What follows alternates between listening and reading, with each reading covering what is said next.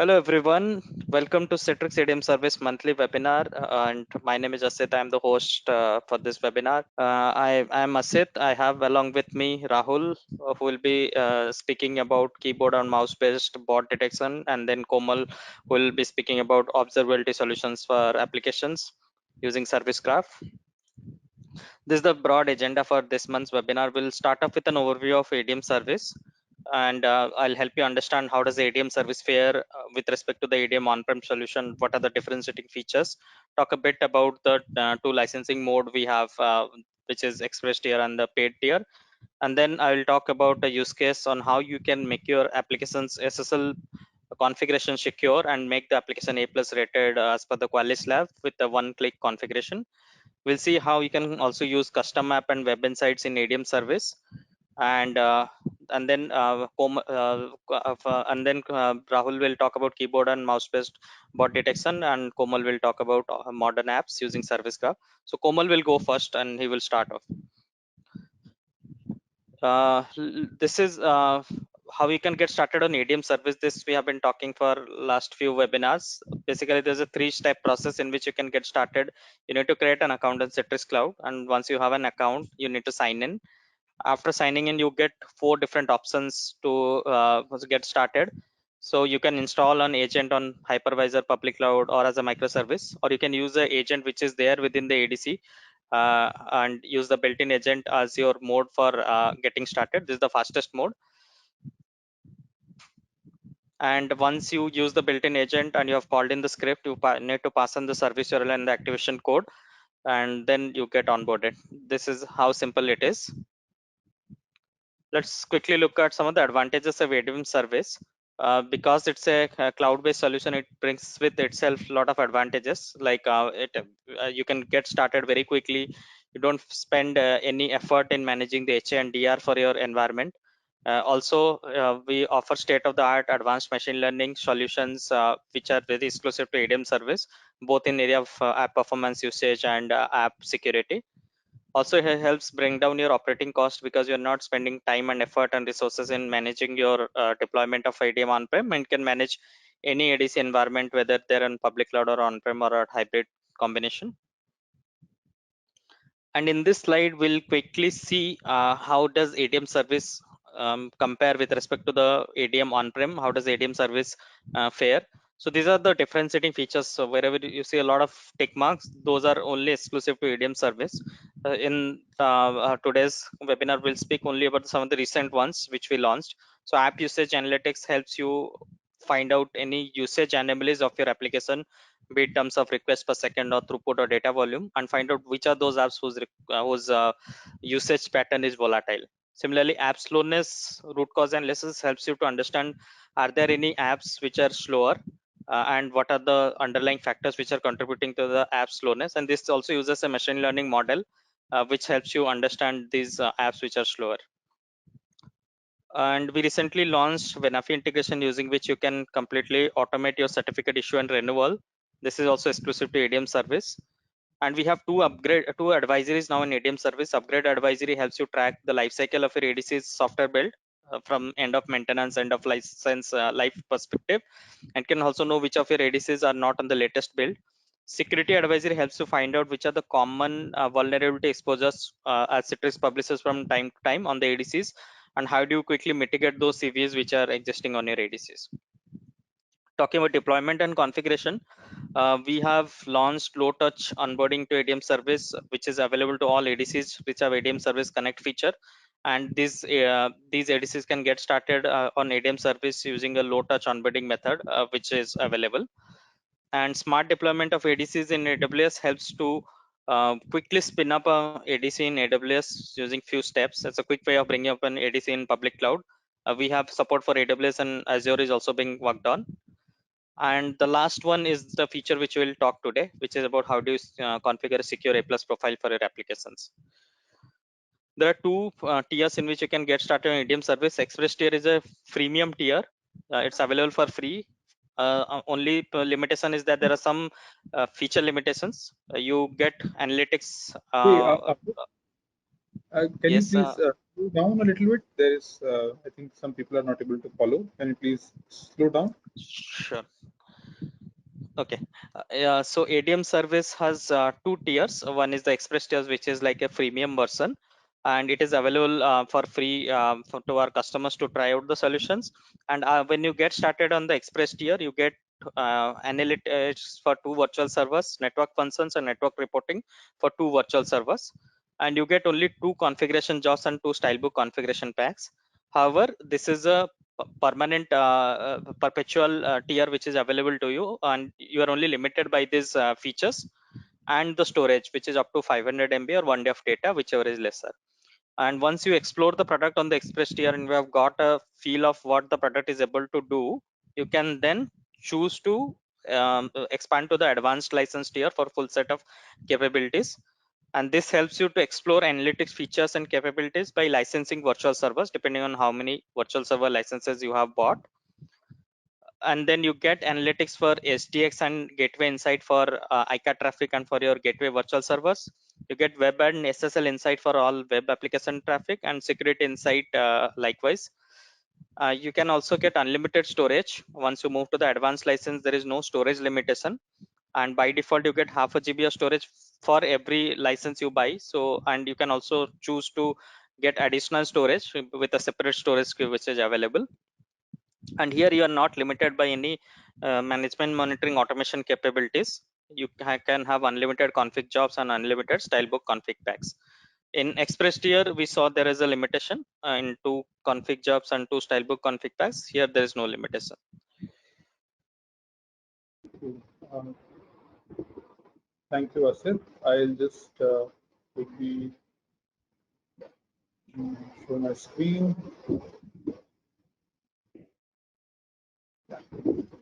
Hello, everyone. Good morning, good evening, good afternoon. I'm Kubal Bhadwar, and I'm a part of the Citrix ADC product management team.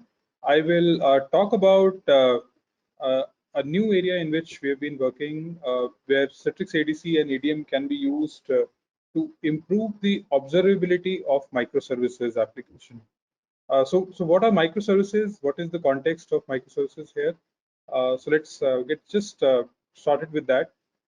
So a lot of applications which have been traditionally developed fall on the left-hand side, which is the monolith applications, where you deploy the whole application logic or the whole database on one VM or one bare metal server, or you have a similar architecture where most of the code resides in one monolith VM or app. Now, this model has been decently working, but now with the advent of containers, Kubernetes, a lot of organizations are moving towards the microservices-based application, and the real reason is that they want more agility and more reliability of their application. By that I mean you are able to deliver you're able to deliver more features to your customers in a faster manner, and that is what microservices enable you to do. The VMs are the application code in the VM is typically broken down into smaller containers, and these containers then talk to each other to deliver the end user request. It has been estimated that there are several thousand services that typically serve hyperscale organizations like Twitter or Netflix. And this pattern is not only limited to the hyperscale organizations, but a lot of enterprise companies in banking, retail sectors. They are also moving towards containers and microservices based architecture. So these microservices are mostly deployed using containers, which are typically running on a container management platform like Docker. And these containers are running on Kubernetes. And Kubernetes has become the de facto platform to orchestrate containers. And typically there is a master node and there are multiple worker nodes, and the application code runs on the worker nodes. And you would have heard of various Kubernetes distributions like Red Hat OpenShift, or on public cloud, AWS, EKS, Azure, AKS, or Rancher. And there are a bunch of other Kubernetes distributions which come with their own benefit. but underlying technology, underlying source code is Kubernetes only. So with this context in mind, I'll now start talking about how Citrix is uh, delivering value to our customers in this space. So you know that Citrix ADC is used in front of traditional three-tier monolith applications, and the same Citrix ADC, the same layer of ADCs, MPX, SDX, VPX, can be used in front of Kubernetes-based applications, uh, and which means that the same layer 7 functionalities of traffic management, of rewriting URLs, of responding to the actual user query, uh, all of those functionalities are still lying in the ADC tier, and the traffic is then sent to either the monolith application or the Kubernetes clusters. And for simplicity, I'm showing just one cluster here, but there could be several Kubernetes clusters, and ADCs send traffic to those. Okay. So this is at a very, very high level introduction to the cloud native or microservices based application. Now I will go to the details of how we are showing real troubleshooting information, real analytics information in ADM. All right. So I see a interesting question here. Somebody is asking that uh, typically the Kubernetes-based applications are managed by a different team. So how does ADC work in that case, where ADC is used by the traditional networking IT operations team, but these Kubernetes-based applications are managed by a different team. So yes, that is a pattern that we see almost in every customer deployment, where the Kubernetes platform is managed by a separate team, which is called as the platform team or the cloud operations team or the cloud engineering team. We have a similar setup within Citrix as well.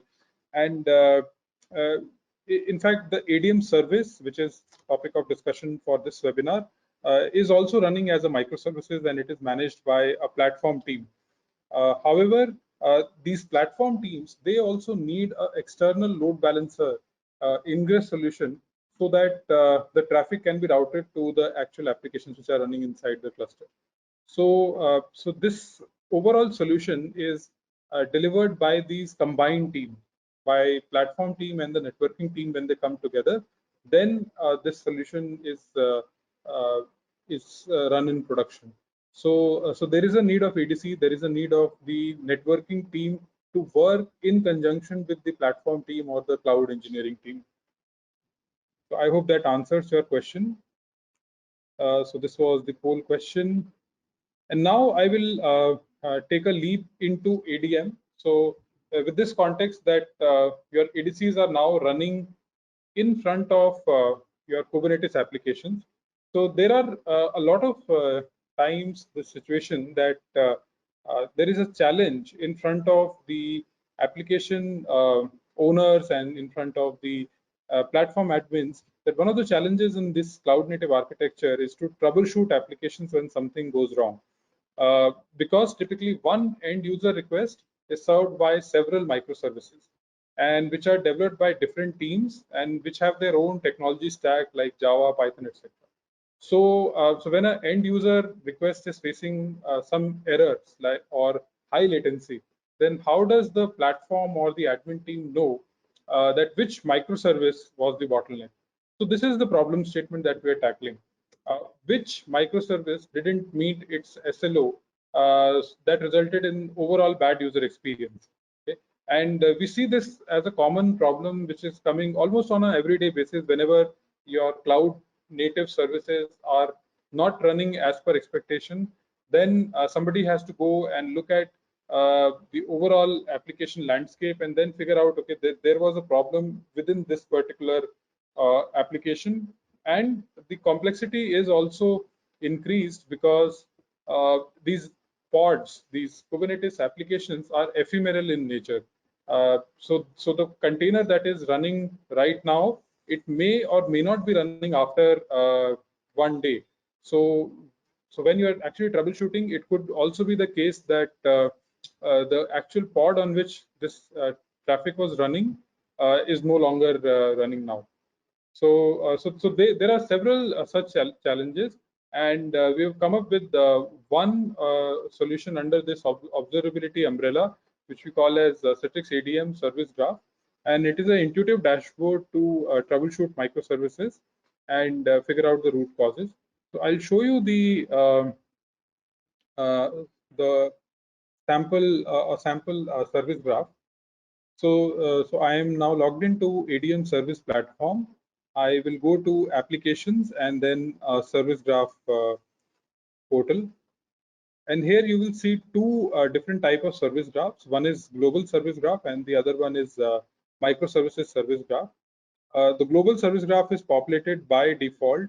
We'll come to it in a short while, but I want to firstly focus on the container-based service graph. So as you can see, this is a map or a graph or a dependency chart of how different services are connected to each other. We are showing a very simple Netflix application here, where you have the front end of the application, which is communicating to the movies, microservices, or TV shows, or the recommendation engine, and which in turn are talking to other backend services. If this was a monolith application, then all of this application code would have been running in one giant VM, in one vertically scaled VM or bare metal. But in case of microservices, all of these services are running parallelly in different containers, often running in different clusters or in different availability zones as well. So this is a completely distributed architecture, and this is how a very sample application looks like. One of the good things about this service graph is that you can show this to some of your new joiners, and they will understand how the different services are connected to each other in real time. So this is how you would actually whiteboard your applications, how you would how your architect would draw this and show it to somebody who is joining new in the team. So this is not just a static view. You can hover over this service graph and you can see how many requests have gone through this particular service. What was the average latency? What was the P99 latency? The 99 percentile latency, and bunch of other information. You can see this information for the last hour or the last 12 hours or for some custom time period which you believe was really a problem. So if I select this particular time window, then I will see the data between this time interval. Yeah. So I've just removed the filter here, and so this shows how you can leverage service graph to understand how your applications are connected to each other and also troubleshoot. These colors tell you whether the latency or the number of errors have gone beyond a certain threshold, which warrant your attention, or you can also go and look into one very interesting feature, which is the distributed tracing. So I'll click on this particular service, and I want to see the trace information. So this trace information is a very useful tool to do micro analysis of what is happening, because you can really trace one end user request. So let's see how this one end user request is traced. So this shows you that the request landed on the Netflix front end service, and it took 25 milliseconds. So the end user experience was 25 milliseconds, and out of that, recommendation engine took 16 milliseconds, and within that, that other microservices took this much time. So now you know which microservice is taking how much time, and for this particular user, what was the service which was either erroneous or which was causing latency, or which service, or let's say if you have come up with a new version of an application Is that better than the previous version? You can get to know about it in real time. Okay, so you don't have to estimate anything. All this information is available to you in the beginning. So with this, I come to uh, I will share the link of one sample application. So this is one example that we have created in which you can deploy service graph uh, using some steps. All you need is a ADM service account. You need a Kubernetes cluster and Citrix ADC VPX. And if you have these things, you will be able to build your own service graph and you will be able to see how the applications are connected to each other. I'll share this link on chat with you. And the other information is about global service graph, which is available to you by default. So if you're using ADM service right now, you can go and just log in and check out how your global service graph looks like. And this shows you how your end user requests are coming to a particular data center, and then how these requests are going to a particular ADC, and you'll also see what are the backend applications which are running behind this ADC. This is useful for traditional three-tier application, and this is available to you by default. So with this,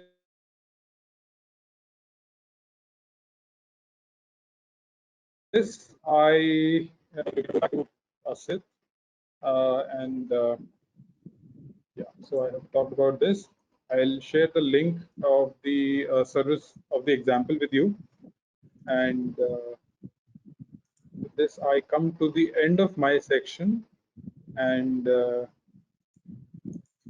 I want to take a quick poll to know whether the product management team should reach out to you to assist you to deploy ADM service graph for your applications. Is it of interest to you? Do you want to deploy this kind of solution right away, or you want to check with your team and then come back to us, or you think that this could be of interest to you later down the line, but not right now? So we'll wait 10 more seconds for some of you to record your inputs. I see almost 60% of you have voted. We'll give it 5 more seconds. And with that, I come to the end of my section. And Asit, please take over the control and present your content. Thank you, Komal. I hope my screen is visible now. Yeah, your screen is good to go. Okay. All right, thanks. Hello everyone, welcome back. So I will now speak about my section, which I'm going to cover, which is about how can you make your applications rated as A plus as per the Qualys SSL Labs by deploying a secure A plus profile in with ease.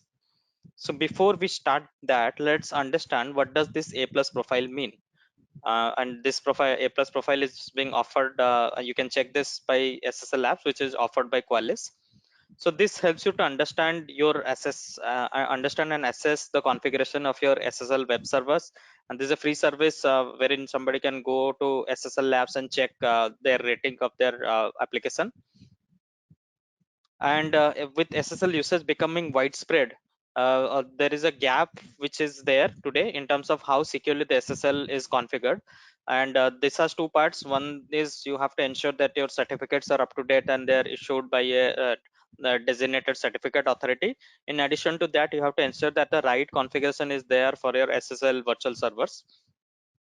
So SSL ratings, when we talk about these ratings, they vary from a score of A plus to F, with A plus being the most secure and the most ideal. And the configuration is assessed in three areas, which is around protocols, which is configured for a virtual servers. Some of the protocol level settings like HSTS is enabled or not, which is HTTP strict transport security, and whether you have denied SSL renegotiation for non-secure connections, and what kind of ciphers are bound to the virtual servers. So ADC already offers secure front-end profile, which is a profile which, if bound to your virtual server, will make your applications as A plus as per the SSL Labs. So what we are doing and how are we leveraging the secure front-end profile, we'll see shortly. So let's understand the current pain points. So the current pain point is lack of visibility into the apps and their SSL rating. So today as admins, you might be managing multiple different apps on different ADC instances. So you lack a consolidated visibility of which apps are not rated A plus or which apps are rated A plus. And then lack of visibility into the SSL configuration for the applications. So what is the current configuration and what is the delta with respect to the ideal A plus configuration? So there is a lack of understanding of the gaps which are there and which need to be mitigated to achieve the secure A plus rating. Also, there is no simple way to achieve the A plus rating for the applications. So if you are an ADC admin, you would have to go and bind this secure front-end profile to every application by logging into multiple ADC instances. So there's no unified way for you as an admin to manage the A plus configuration for all your applications. And also no way to assess the impact on traffic after the secure SSL profile is deployed. So in ADM, we offer a web insight and SSL insight. We can help you assess the impact of this configuration change. So after you deploy the A plus profile on your application, you can come to web insight and SSL insight and see how is the traffic getting impacted. Is there a drop in the incoming request? What kind of protocols were there in terms of the earlier traffic versus after the A plus profile is deployed? Is there any cipher errors, cipher mismatch errors, things like that? So to understand the secure front-end profile which ADC offers, these are the different settings which are done as part of the configuration.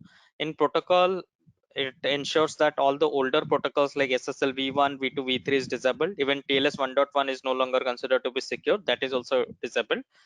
And it supports TLS 1.2 and 1.3.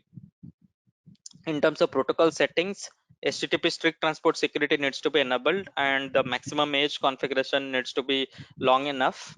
So this is the current setting that is done. And you need to deny any non-secure SSL renegotiation. And ADC offers 4 cipher as part of the secure cipher alias. And if one of the ciphers is bound, it will make your application as A+. So when you come to ADM service, you can assess your application's SSL rating and you can quickly configure A plus profile for apps. So you get to discover which apps are not rated A plus. You can then understand their current configuration and the gaps which impact the rating. You can deploy the secure front-end profile on all the virtual servers for that application with one click. Then you come to Web Insight and SSL Insight to analyze the traffic and roll back. Let's say you see that the traffic is getting impacted after you making this configuration. You can choose to roll back the configuration as well. And these are some of the key benefits. With you get to have a very good visual monitoring, wherein you see which apps are not A plus, visual representation of the various virtual servers comprising that application and their configuration status as well.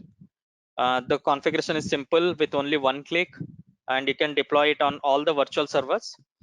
You also get detailed audit logs because this configuration is executed through a job which we call config jobs, and for that job you get to see all the detailed audit log commands in terms of whether it is a success or failure. You can see the detailed logs and you can roll back, as I said, once you see a major impact on your traffic. So this is how it will look like on the ADM GUI. Once you are on the ADM app dashboard, you get a filter of selecting the applications rating A plus or not A plus and NA. NA means that the application is not a SSL virtual server. And then once you click on any not A plus as a filter, you see a couple of applications. So I have selected ADP application over here. So for this ADP application, I see the current rating, which is not A plus, and I also get a screenshot that I can upgrade to A plus rating with this button. And there is only one virtual server. All the protocol config, protocol details, and cipher should have an error icon, which indicates that they are not appropriate. And we can see for each of this category, what is the problem, what's the recommendation. So it's showing that TLS1 and TLS 1.1 is enabled. So you need to disable that. HSTS is not enabled, so that needs to be enabled, and SSL secure renegotiation is not enabled, so that needs to be enabled, and no secure cipher is bound. So one of these secure ciphers which we saw previously need to be bound. And once you click on the confirm button, which is upgrade to A plus rating, you directly do not get the configuration executed. You will see window like this, wherein you can also get to see the detailed commands which are getting configured on that virtual servers. And after that, it will try to make the application as A plus. So let's see a short recording of how does this work. So this is my ADM app dashboard. So I'm selecting a duration of 1 month. I will now use the filter criteria and filter out the apps which are not A plus. So I have two applications. I will use my internet banking application, click on it, and on click of that, once I go to the SSL tab, I see that the rating is not A plus. And once I click on this help icon, I will see what comprises the ideal A plus profile.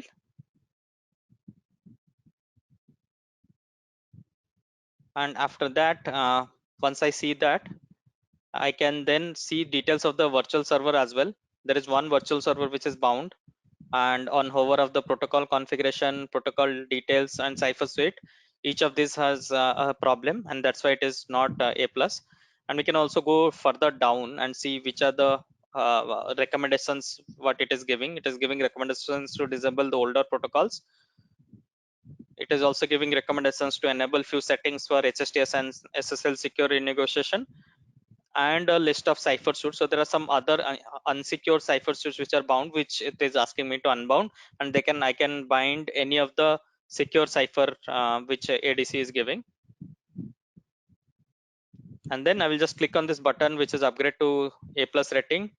On click of this details, I will see the different commands which are going to be executed. Having reviewed that, I can then choose to continue.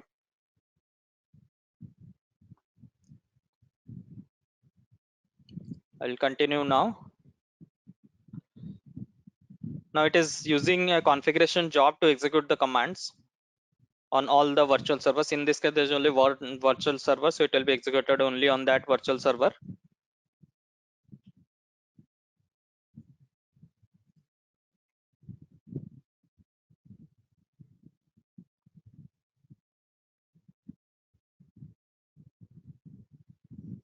Now I can see that it is now rated as A plus, and I will see that it is executed through a configuration job. On click of that, I can see what is the job, when was it executed, and I can get more details by selecting that job. And I can also get to see the detailed commands which are executed. Once I delve further into that particular job, I get to see the detailed commands executed.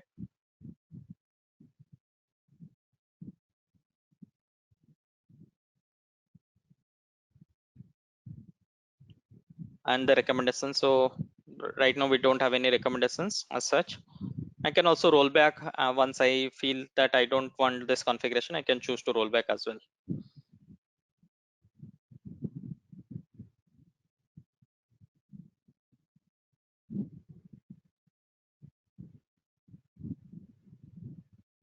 So after the rollback, again it will become not A plus.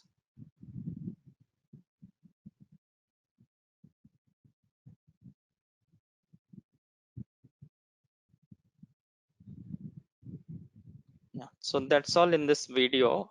There's a short video to understand how the feature works, and we have a poll around this. Do let us know if you feel that this feature will be helpful. We'll now move on to the next section, which is around how you can create custom apps and you can leverage Web Insight in ADM service. Custom apps is basically grouping of multiple virtual servers or multiple already existing applications, as well as you can group applications with respect to specific site and data center, and all this will be combined together as one applications. And you can, when you create a custom app, you can create your own custom category like finance, operations, productivity, or you can use any of the existing category to map the custom application which you have created. And once you create this bundle of apps and map them as one custom app, what you get is aggregated metrics and performance issues for all these applications which are part of the custom applications. So this is how it will help you to combine multiple different correlated applications and see them as one application on ADM app dashboard. It is very easy to configure, so I will show in the demo also how you can go and configure this. And then the next section that I want to talk about is Web Insights. Web Insights, think it to be as your one-stop solution for everything related to your web app traffic. So it will help unravel any usage and performance patterns of web app traffic. At a high level, it helps you to understand which are the most popular applications in your enterprise and their patterns of usage and performance, like which are the top clients and geos from which all the different users of the enterprise are connecting, top OS and browser details on which the users are connecting, SSL metrics like ciphers, protocols, algorithms, HTTP request and response status, like how many HTTP response error codes you are getting. So this is how it will look like on a web insights for all the different applications. So I have 5 applications, and I have an internet banking application which I can see more details. And below I'm seeing the top servers which are categorizing to my enterprise. I also can click on any applications, like here I've clicked on the internet banking application, and then the view filters only for the internet banking application. So I can see the trend of the different applications request for this particular application. I can see trend of response time and things like that. I see which are the different clients, different servers connecting to this particular application. I can see the top operating system. Looks like Windows is very popular with this application. And even in terms of browser, it is Microsoft Edge and Internet Explorer, which is popular, and some of the popular top URLs of these applications. So understanding how the user experience is there on the in terms of load time and render time on the top URLs will help ensure that our users experiences well and they remain sticky on the product. And it can also help me understand if the top URLs are the ones which we are expecting, or are the users navigating to some wrong workflow on my application. And this is very easy to configure. Again, you go to account subscriptions. This is where you enable your analytics, and you can choose enable analytics for any virtual server. And once you click on enable analytics, you choose Web Insight. That's how when the traffic starts flowing and you get to see these details. So I'll quickly show how you can enable the custom apps and other details.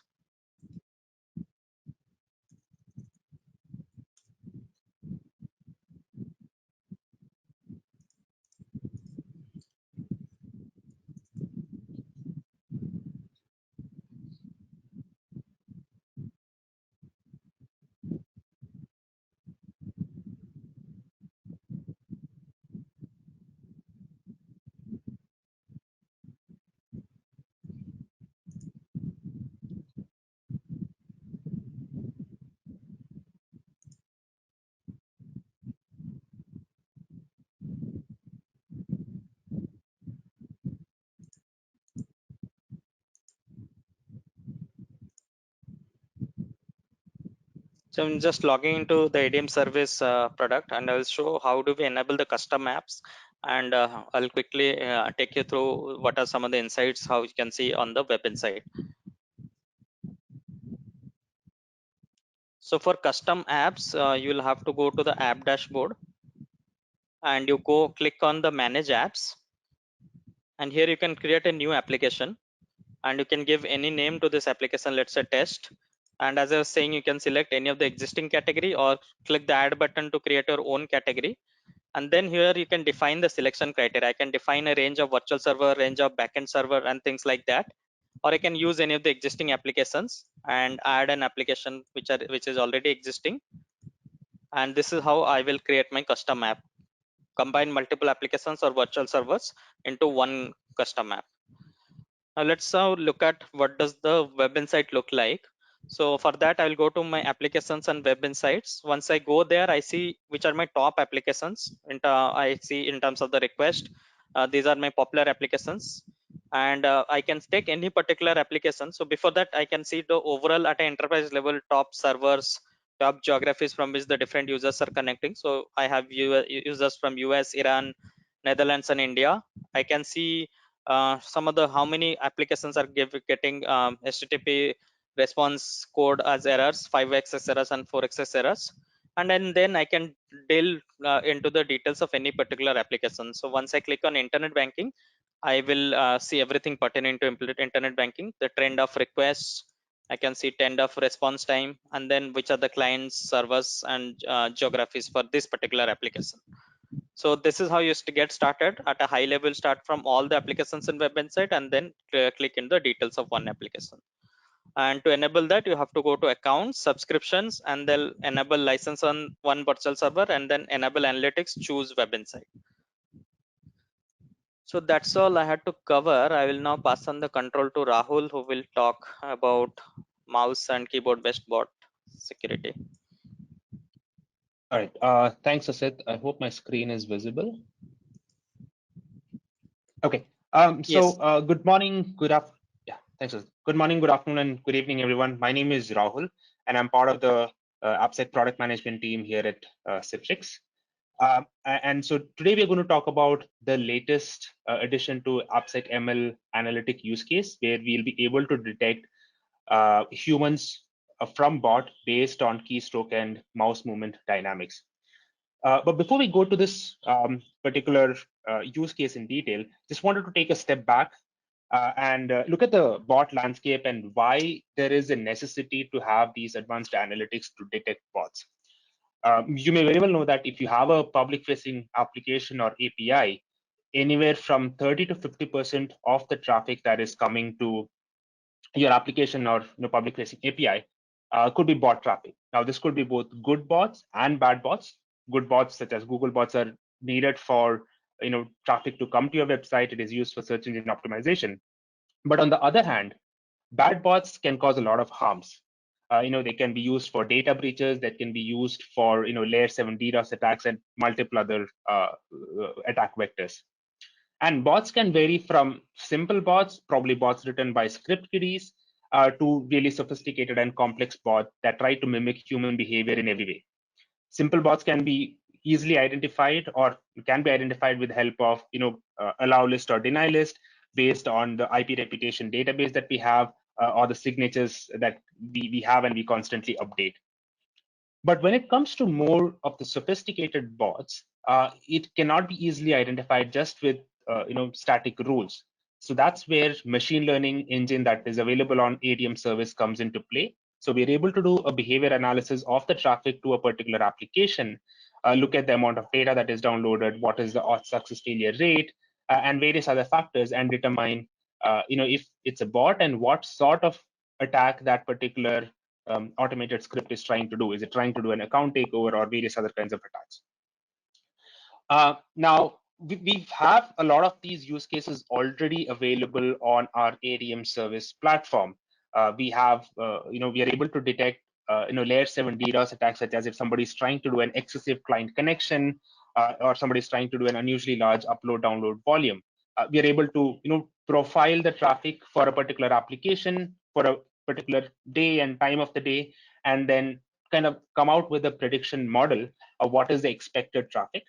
We also are able to detect account takeover attacks. If somebody is trying to brute force into an account through attack mechanisms such as password spraying or credential stuffing. And we've kind of extended this account takeover to our gateway login page also, because gateway having a public login page is also vulnerable to account takeover attack. And we have some really exciting use cases that are in works. Our data science team is working towards some of these advanced attacks and violation detections. But now let's look at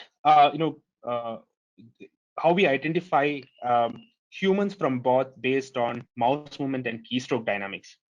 Now, this is particularly useful in scenarios where bots are used in fill-in forms, account sign-ins, etc. What we've noticed is humans inherently have some amount of randomness associated when it comes to typing on keyboard or moving a mouse. But this is not the case with a bot or an automated script. A bot may have constant speed in key presses or the constant speed in mouse movements, or they may always click at the center of the login button. Now, to determine if it's a bot or a human, we need to get some amount of data from the end user. And to feed this data to the ML job, we leverage JavaScript that are injected to the client and collect the user activity on the page. Some of the features that we extract include trajectory curvature, speed, acceleration, movement direction of the bot, of the mouse.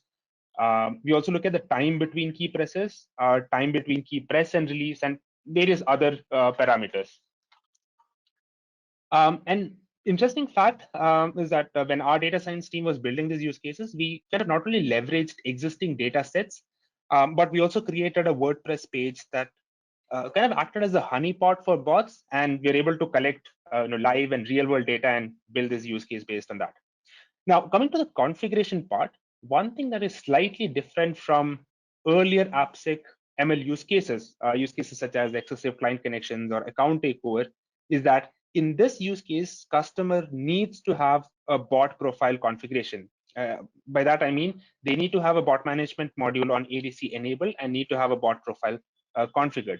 This was not a necessity in, or not an absolute necessity in our earlier use cases such as account takeover.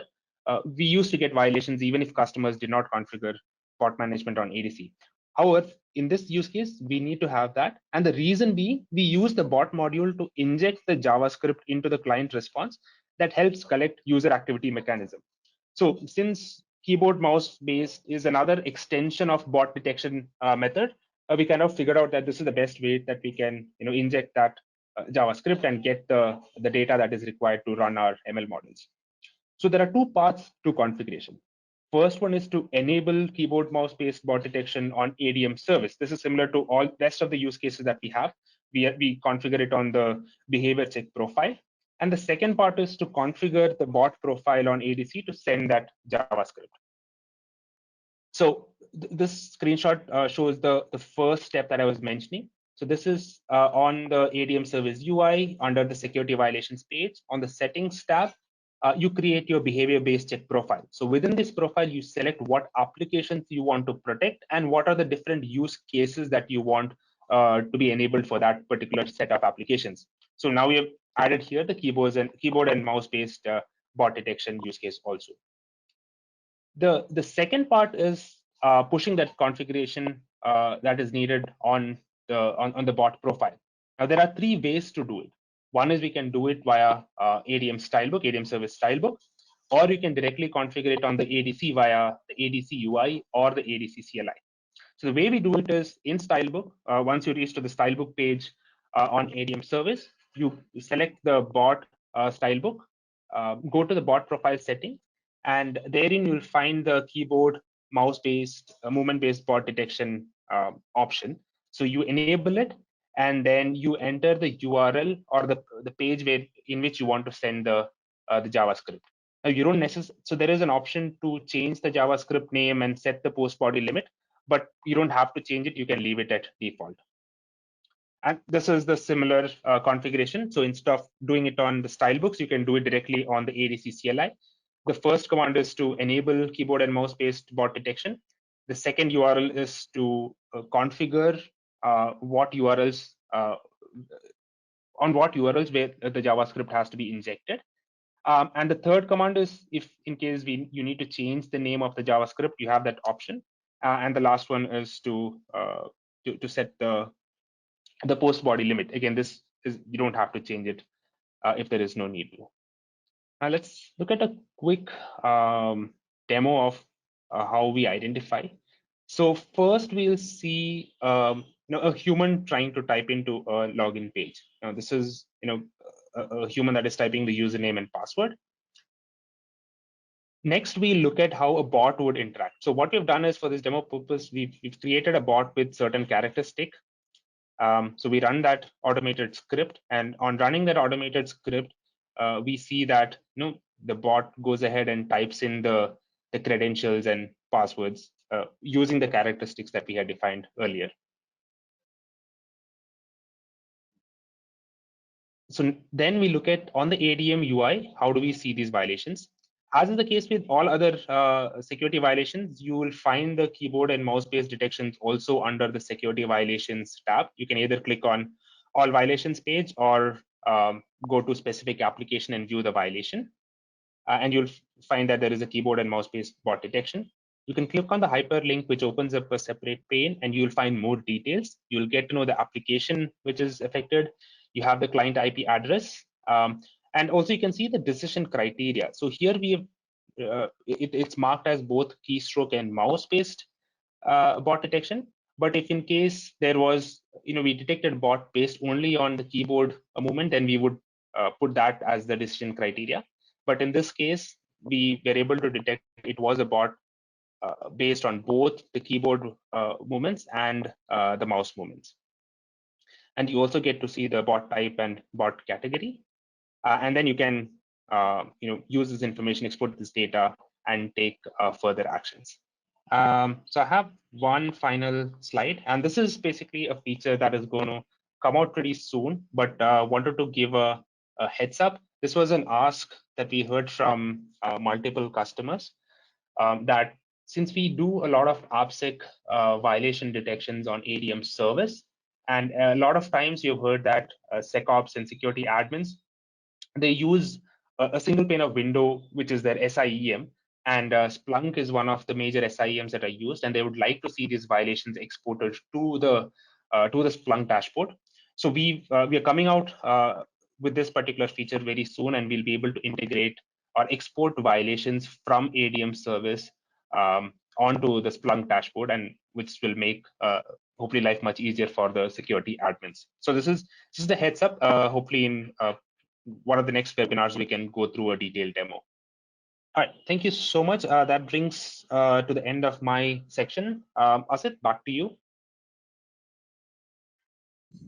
Thanks, Rahul. Thanks for this good coverage. And I think we are almost at the end of this webinar. We don't have any questions to answer. Can you check your person, Rahul, once? Are there any questions for your part? If not, I think we are good.